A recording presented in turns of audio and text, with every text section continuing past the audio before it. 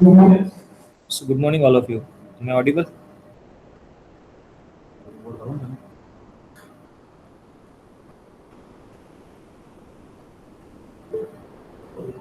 Okay. So let's continue with our discussion from the previous class. We have been discussing matrix chain multiplication, right? So as we know that it's basically a dynamic programming solution which uses the bottom value to calculate the top value.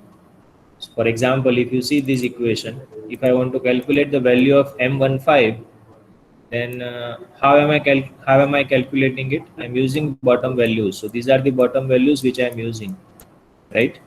So all of these are the values which are already been computed, and that will be used to compute the higher value. So that's why it's a bottom up approach. And finally you get this value which tells you about the total number of computations or total number of multiplications which is required if you go by some pattern. What is that pattern? That has been described by another matrix, which is called a partition matrix also you can say, or you can say a key matrix, or whatever term you can use for that. The point over here is that how to get the actual parenthesis pair from this matrix. So let us discuss that first and then we will review it. So let's say you have this matrix, right? Which is again it's the same example which we have discussed in the last class. So we have this matrix and now we want to come with this solution, right? This one, this is actually the parenthesis which is I required, so that I want from this matrix. Okay, so how to get that? So obviously there are five matrices, so you have 1 to 5, and you look at this table. Just go for, this is my I index and this is my J index. So 1 and 5. Then you have to look inside S of 1 5. Let's say this is my matrix S. So S of 1 5, 1 means I and 5 means J. So 1 5 value is 3. That indicates that this value is being derived by partitioning or by putting parenthesis after value 3. So that's why this node is further divided into two nodes. First node is 1 to 3 and second is 4 to 5, right? Because this value is 3, so you will divide that 1 to 3 in the first division and 4 5 in the second division. Again, this is a different value, 1 and 3. I and J are not same, so that indicates that this is not a single matrix. This is actually the product of matrices. So again, I need to find out how this product of matrices is being computed. So again, you just look into this table and see, well, what is the value of I? It's 1. And what is the value of J? It's 3. So just see the value of 1 and 3. So that is 1. So that indicates that parenthesis is to be put just after position 1. So that's why this is being partitioned into two nodes. First is 1 1 and second is 2 3. Again, 1 1 means it's a single matrix, right? And that is being denoted by A1. Obviously the first matrix is A1. And then you have another node value 2 and 3. Again, this is not the same. I and J are not equal. That means it is basically a product of two matrices or more than two matrices. But here there are two ways actually to look at this. When this is incremental, it indicates that this is a product of two matrix. So again, it's 2 and 3, so it's a product of A2 and A3. But let us understand it from this matrix only. So 2 and 3 means I is 2 and J is 3, so that is 2. That means you are putting the parenthesis after second value. So that's why you will divide this into two part, 2 2. You are putting parenthesis after 2, so that's why it is 3 and 3. So 2 2 represents matrix 2, 3 3 represents matrix 3. So that's why you can write A2 and A3 over here. Again, visit to that another node, it is 4 and 5. So again, look inside this, I value is 4, J value is 5, the value inside this is 4. That indicates that parenthesis has to be put after 4 value or after value 4. So that means you will put the parenthesis after 4, so that indicate this is 4 4, and because you are putting the parenthesis after 4, then this will be 4 plus 1, so that's 5 and 5.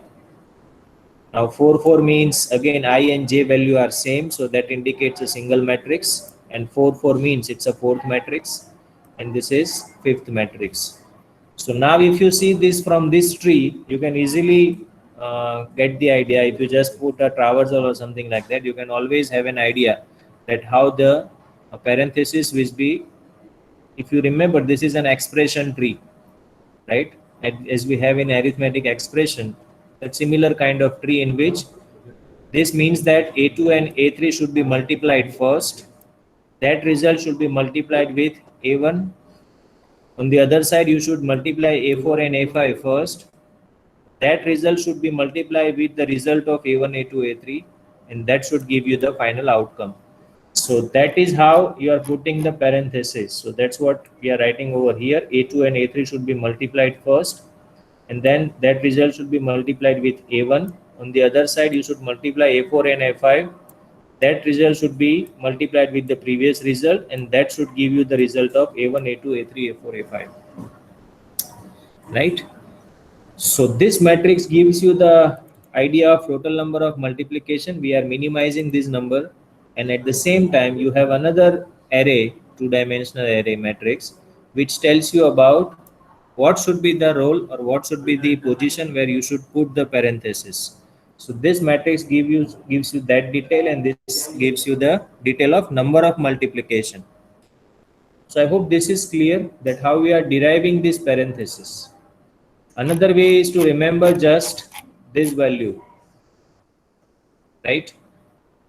You can in examination, actually you are not, you might not have a time to derive this using this tree.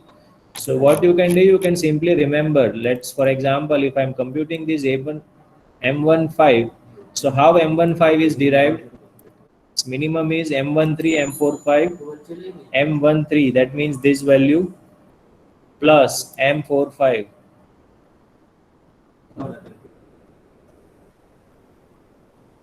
plus 5 into 2 into 5. So this is 5 into 2 and this is 2 into 5. So that means this is 2 into 5, that means A4, A5, and 1, 3, that means this. So this is 88. So this is A1, A2, A3. So that means I'm deriving this result by multiplying these two, A1, A2, A3 along with A4, A5. So what you can do, you can simply write parenthesis for this first, A1, A2, A3, and then A4, A5. Obviously, A4, A5 is a single possibility. So now you need to require A1, A2, A3. So again, you can just traverse back and you find out how you are getting this value 88. Okay, so how you are getting that value 88. So this is the scenario by which you are getting that value 88. So what is that scenario? M1 1, that means A1, and M2 3, that means multiplication of 2 and 3. So that gives you that A2 and A3 should be multiplied first, then that should be multiplied with A1. So as I told you, in examination you can simply remember this, or you can just note it down that this was the M1 M3 for example, if you are saying that M1 M3, then that you are getting via A1 multiplied with A2 A3. Similarly M2 4, that you are getting by this. So you can remember this or note down this for each and every pair, what is the minimum value or what, how you are getting that minimum value, and then that knowledge you can use for generating the final outcome. Remember, in the examination you will be given this, okay, and you are supposed to derive this. That is the outcome, obviously, but for that you require this matrix and this as well, and it's a 7 marks question most of the time. So that was all about matrix chain multiplication. Let's quickly review its algorithm. Actually, not a single time it is being asked, but you should know because you are going to implement it. So what is that matrix chain multiplication dynamic programming algorithm? P represents the array of matrices or dimensions, and N represents the number of matrices. So P represents what this value is. So 5, 4, 6, 2, 7, 5. So that is basically an array. And N represents what are the number of matrices, obviously the size of P minus 1. Now, how you are doing that? First, initializing to 0 when your I and I are same. That means when your I is equal to j in this, when your I is equal to j, then you are putting value 0. So that is the first for loop. Then you are using the parenthesis, or you are putting the parenthesis by means of k. So that's what you are doing for L equal to 2 to n. For every second element of array, you are repeating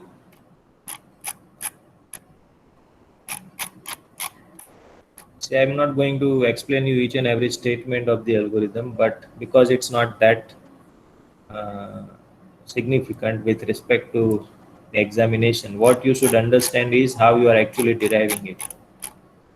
But there is a logic behind this value. L means that length of subchain. Subchain means what? When you are looking at this value, or when you are trying to derive this value, then this is A1, A2. That means this is my subchain. It was my actual chain A1, A2, A3, A4, A5. This is my actual chain, but I am now interested in A1, A2. So that is my subchain, and its length, that means it's 2. So that is what this L means, 2 to n. Obviously it will start with 2 because you already have put the value of 1. When your length of subchain is 1, then value is 0. So for length of subchain is 2, 3, 4, 5, whatever is the number of matrices for which you are computing, that should be that many times this loop should be repeated. Again, then inside that you have another loop. Remember, this is a table. So you have I value and j value. That means you require a nested loop. So that's why you are putting that value, but there is a restriction. If you observe this table, you don't have other values. Let me show you this.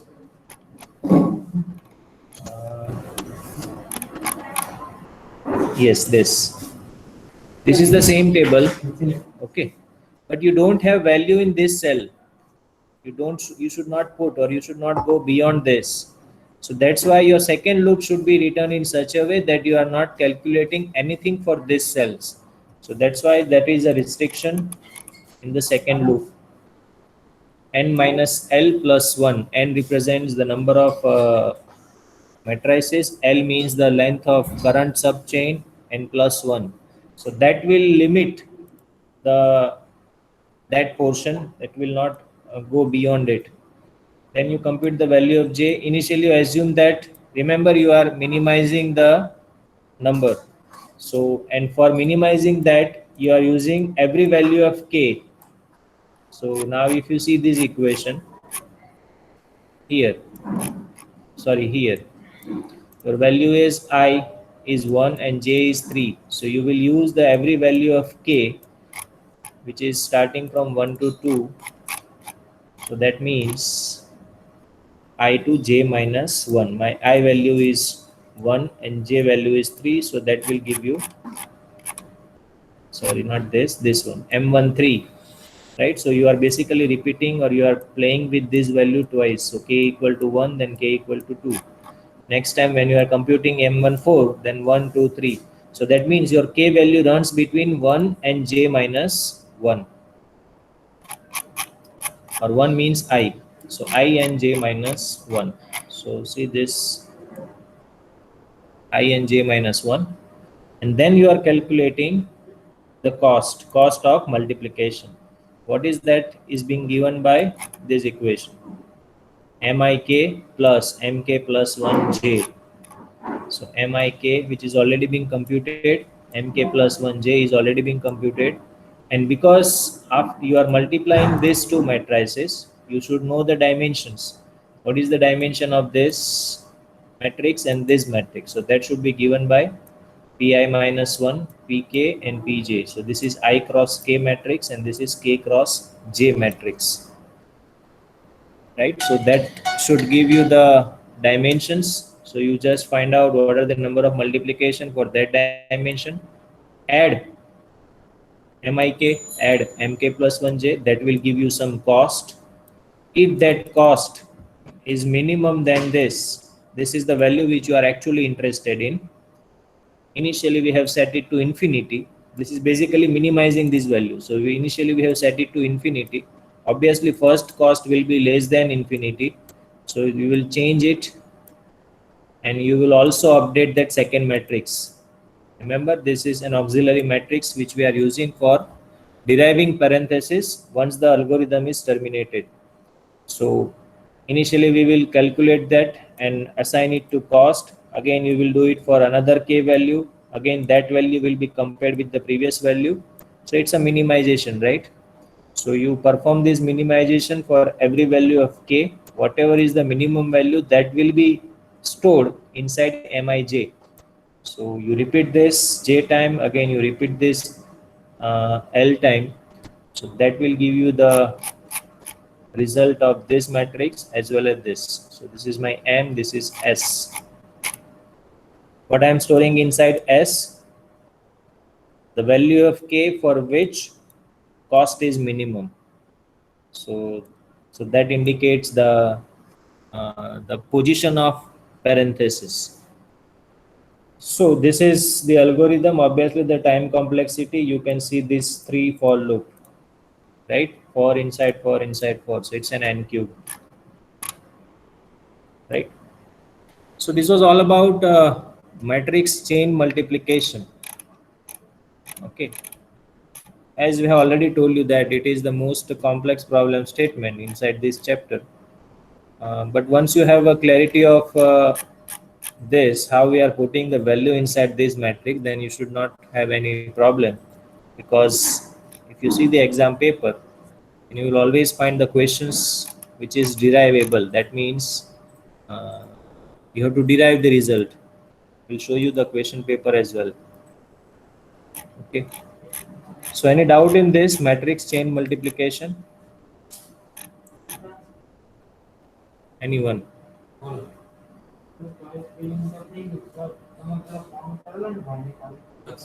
Okay.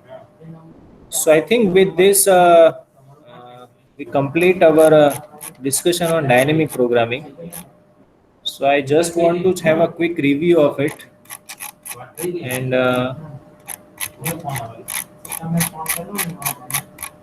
okay. So what we have discussed is it's a dynamic programming approach. It's basically an approach which is used in.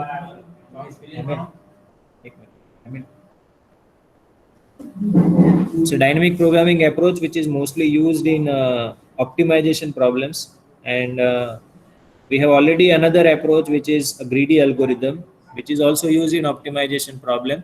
The difference over here is that in greedy we do not look for each and every solution, feasible solution here, and that's why greedy will not give you the optimum solution always. Greedy will never give you the guarantee of optimization. Whereas in dynamic programming, we do have guarantee. The reason for that is the approach which we follow. Okay, it is very much near to the brute force, but it is smarter than brute force. When I say it is very much near to brute force, it means that it checks each and every possibility, but it doesn't mean that it computes each and every possibility. The way the results are computed or the way choices are made is such a way that it always gives you the guarantee of optimum result. And that's why it is very popular problem statement or the method of solving optimization problem statement. So we have discussed this 1, 2, 3, 4, 5, 6, and 7. Inside this, we have discussed 2 algorithms. So basically, there are 8 algorithms which we have discussed inside this chapter.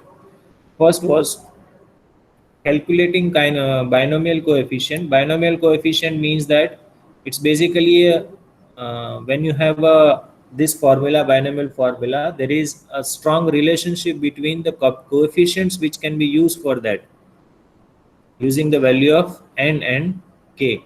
So whenever you have this formula is given, there is properties of coefficients which are involved with it. It's a maths actually, but there is a way to calculate it, and that is being given by dynamic programming. What is that property? Cn0 is 1, Cnn is 1, and Cnk is Cn minus 1, k minus 1 plus Cn minus 1 k. So if you just see at this equation, you can clearly observe that we have some bottom value, and we have one relationship in which we can compute the solution to the problem by using the solution to the sub problems. Right? So that is an optimal substructure property. A problem of solution can be derived by solution of its subproblem. So we have this property for this problem statement, and that's why it can be solved using dynamic programming, which is very straightforward. Any of this problem statement, when you have this kind of a scenario, you can solve it using recursion, but recursion is not efficient from time complexity perspective. So we have discussed that also. The reason for that is there are multiple recalculation when you are following recursion. So recursive approach are always avoided when it comes to this kind of a problem statement. There are some cases where you can't avoid recursions, but when you have that choice, we should avoid that. So we just simply write it another way and just calculate the coefficient in this way. Okay, so that was about binomial coefficients. Obviously the time complexity is 4 and 4, so it's big O of n square. Okay, next we have discussed a making change problem. Again, it's a problem related to the optimization. Reason that it is an optimization problem because we are actually minimizing the number of coins which is to be paid from some fixed denominations in order to pay some amount or to derive some amount. So that was the problem statement. Again, it has an optimal substructure property due to this reason. What is that reason? When you want to minimize the number of coins, this is the equation Cij is equal to Ci minus 1j plus, or 1 plus Cij minus di. This di represents the denomination of coin I, j represents the current amount, and I represents the total number of coins which can be used. So ultimately you are computing this value for every I and j. Ultimately you are interested in the value of this cell, which is the last cell.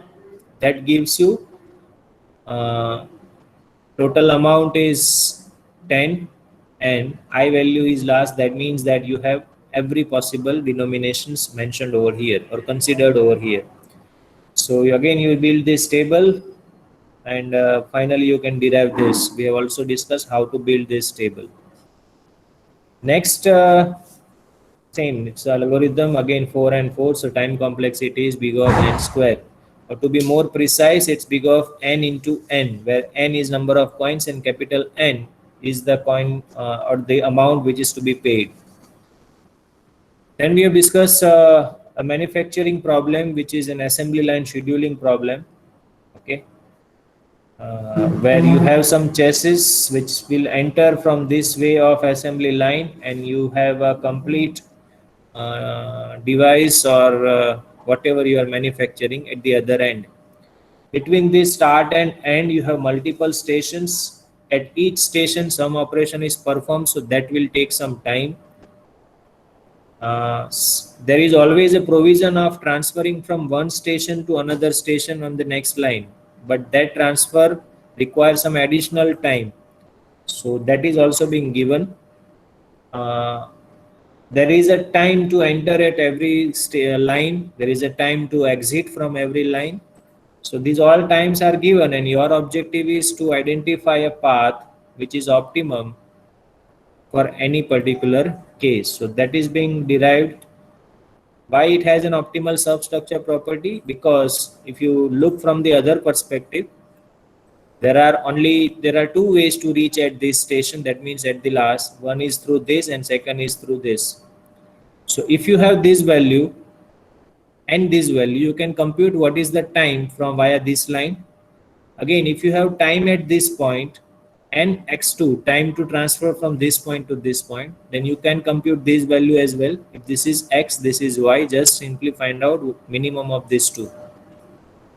How you can compute time at this point? Again, you go back. So there are two ways to reach at time at two ways to reach at this point. One is via same line, second is via another line. If you are reaching from the same line, then no issue. If you are arriving from the other line, then you have to consider this transition time. So you calculate this for every station in this way, and then ultimately you will have an optimum time. So that's what we have done in this assembly line scheduling problem. Next, again, time complexity is big of n in this case.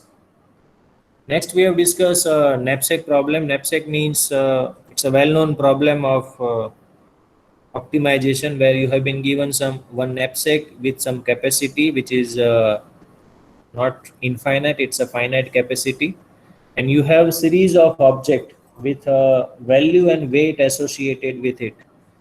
Weight means weight has a correlation with the capacity, and value has objectivity. That means we are interested in maximizing the value, but the restriction is enforced by weight. So we need to take care of this, and we have discussed greedy approach in which we are actually using the value by weight. That means a fraction of that, the value density as our parameter. But that approach has limitation. When you are saying it's a fractional approach, then you don't have when you have a 0 1 kind of a scenario, that means you can either put or you can either pick that object or you can leave that object. When you have this kind of a scenario, that fractional approach or that greedy approach will not work. We have discussed why that as well. So that's why we require a better approach, which is dynamic programming. Again, it's similar to the coin change problem. Okay. So when you have when you are looking for picking up some object, you have two scenarios. Either you don't pick it or you pick it. When you are picking it, that object, that value will be added, but that weight should be along with this value, weight will also be added. So you have to just subtract that weight from this table to get the previous value, and then value added by that particular object, that will give you this table. I have also discussed in the some of the class as well that in examination, if you have been asked or if you have been given some values and weight, whatever order is there in the question, the same order should be maintained over here. When you are not maintaining that order, it means that you are sorting it. Okay, so that adds an additional time complexity. So, and don't worry about the outcome. If you are following the standard approach, or if you are following the correct approach, then order of object in this table doesn't affect the outcome actually. Okay, you will always get the optimum result as only. Obviously, when you change the order, this value may change, but this cell value should not change, irrespective of what order you follow in the derivation. So that should be taken care of. And this is also a very popular question with respect to your examination. We will see why. Time complexity, it's a table, so n square. You have to just remember that. Obviously, when you are going for a precise time complexity, then you have n into w. N is number of object and w is the capacity of knapsack.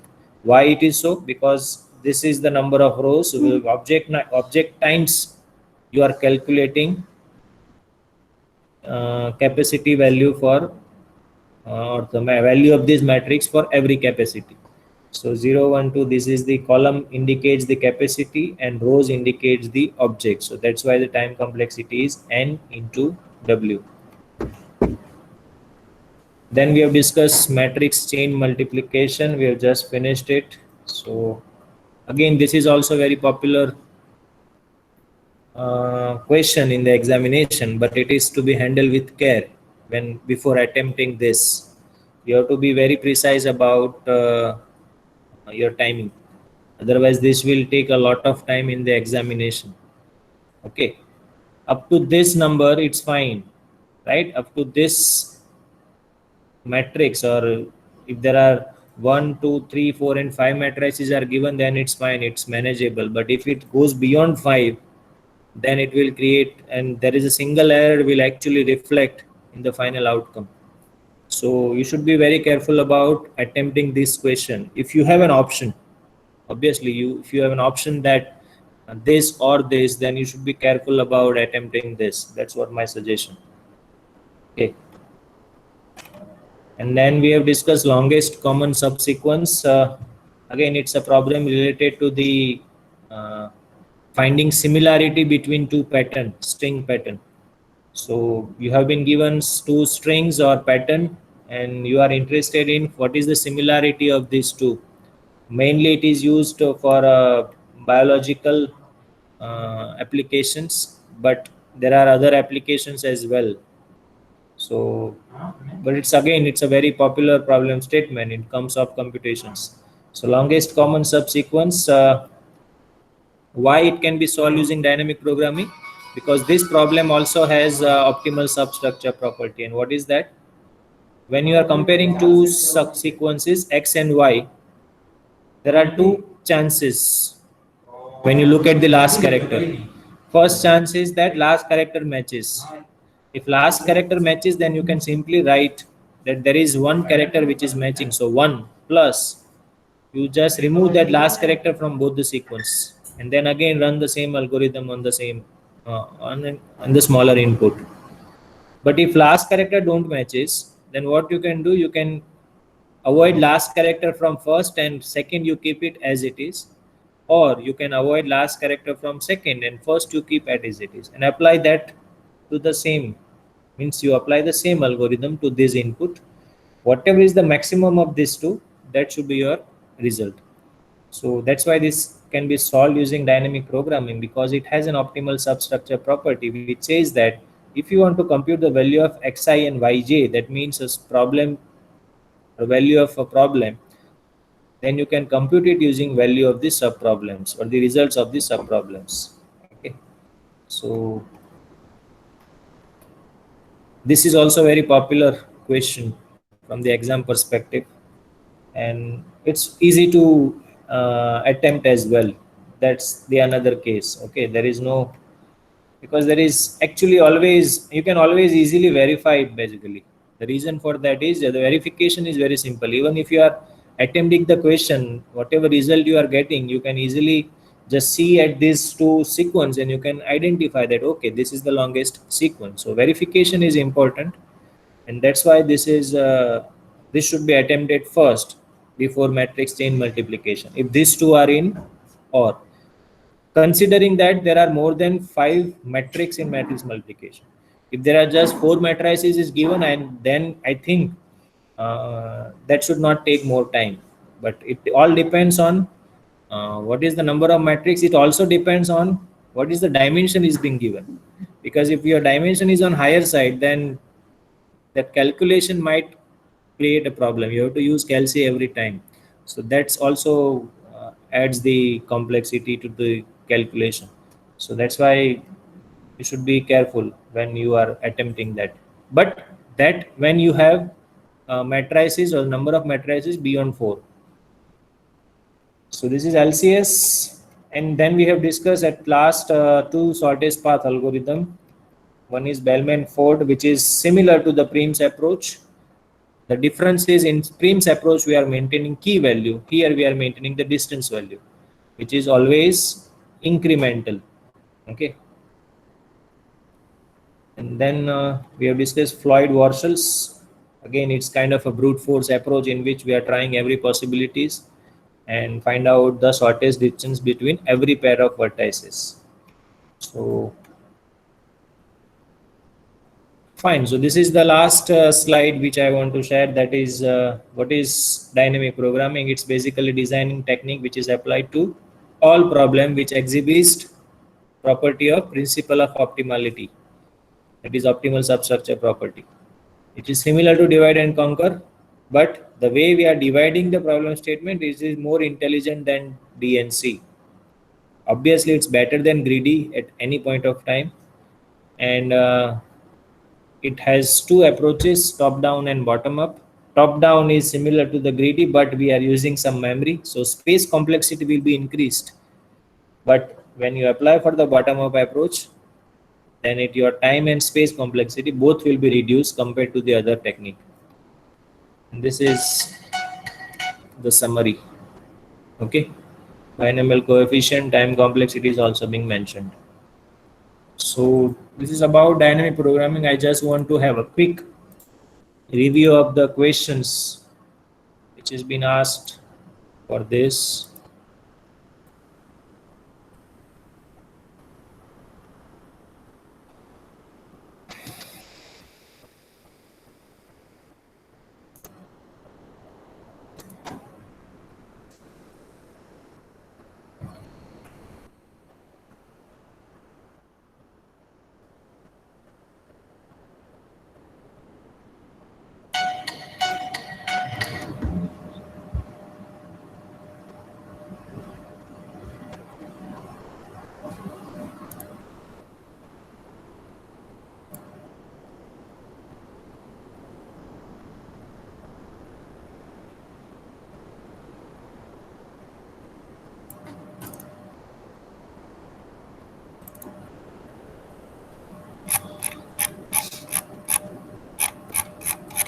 So let's look at the some of the questions which is being asked from this topic. Okay. See, most of the time you will find the numerical questions, okay, from this chapter, because your question paper is also should be designed in that way that you should have a proper balance of numericals and theoretical or conceptual questions. So this chapter is being considered for numericals, okay, most of the time. So you will find majority of questions are numericals. However, there are some theoretical questions for 2 marks, 3 marks, 4 marks, etc. So define principle of optimality and optimal substructure property. Then what is the common characteristics of dynamic programming? Again, you have to write the same thing, principle of optimality. Same question in different way. Okay, one time there was an LCS being asked, longest common subsequence with example. And one time there was assembly line scheduling, a describe question. Otherwise, most of the time you will not find this describe in this chapter. So let's see what are the other questions which is being asked. So let's say this, you have A1 to A6, there are 6 matrices, okay, with the dimensions. This is what I am saying. When you have a dimension which is of this 330 into 35, it's a huge number when it comes to the normal calculations, right? You can't uh, perform easily that. So you require calci every time. So it might takes your more time. So again, same. Find an algorithm to optimal parenthization of matrix chain product where the sequence is this. So remember, you sometimes you will be given a clear dimensions like this. Sometimes you will be given just a sequence. So that indicates this is first matrix, then second, then third, then fourth, then fifth, and then sixth. Right? Ultimately you require these only. If you have been asked this also, then also you have to derive something like this. So that's another questions of matrix chain. Again, matrix chain. Okay, you have been given dimension, so this is fine, this is good. See, 1 cross 5, 5 cross 4, 4 cross 3, 3 cross 2, 2 cross 1. So this should be always attempted. Okay, then given the 4 matrix, find out optimal sequence. So this is fine. Again, optimal sequence, again optimal parenthesis, dynamic program. I told you that. I think this is the summary of the question papers from last 6 to 7 years, obviously. So you will find majority of questions with related to matrix chain multiplication, optimal substructure again. Then you have making change problem with 3 denomination 1, 4 and 6, and amount is rupees 8. Same problem, 1 for a 6 and amount is repeat 8, but the statement is changed. Another coin denomination problem, 2, 4 and 5, amount is 7. Remember, when you have a coin denomination as 2, 4 and 5 or something, when you don't have 1, then you must practice that. So this should be practiced, because when you have a coin denomination 1, it's very naive. You can simply write number of coins on the first row. But when you have coin denomination as 2, then writing the solution for first row is difficult. So you should first attempt this. Coin denomination is 1 is missing over here, remember. Okay. Then you have another coin denomination 1, 3, 4 and amount is 7. Then you have longest common subsequence. First sequence is this and second is this. Again, longest common subsequence, longest common LCS, LCS, LCS. So LCS and matrix chain multiplication, both are very popular. Again LCS, again LCS. Then you have 0, 1 knapsack. Weight is given, value is given. 0, 1 knapsack. Weight values are given and 0, 1 knapsack. So this is the scenario. You will not find binomial coefficient anywhere. You will also not find shortest path as well, but doesn't mean that it cannot be asked, right? And this, your syllabus is changed, so scheme is changed, so might change something as well. So that's all about dynamic programming. Any doubt to anyone regarding any problem statement from this chapter? Anything which you want to ask or discuss, or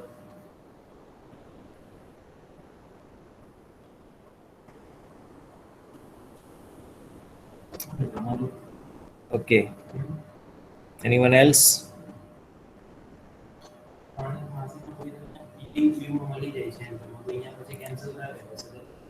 Fine. So I think that with that we have end our session. From the next class we will start discussing graph algorithms. Now graph is actually not unknown to you, right? We have already seen this in data structure subject, and majority of algorithms are repeated. So you have a graph representation technique, that also we have seen, array representation, matrix representation. Then breadth first search, depth first search, that also we have seen. So we have quick review of it. So we'll quickly finish that chapter, and then after we have last chapter remain, that is NP theory. So probably I require 4 to 6 lecture more to finish the syllabus, and then we will discuss questions or some doubts if you have anything. So that's my future planning about this. So I'm not going to pay more attention to the graph algorithms. Okay, so you might just refer to your notes before looking at or before attending the class of graph theory from the next. Okay, because all the points are actually a repetition. Okay, so that's all for today. See you in the next class on Tuesday.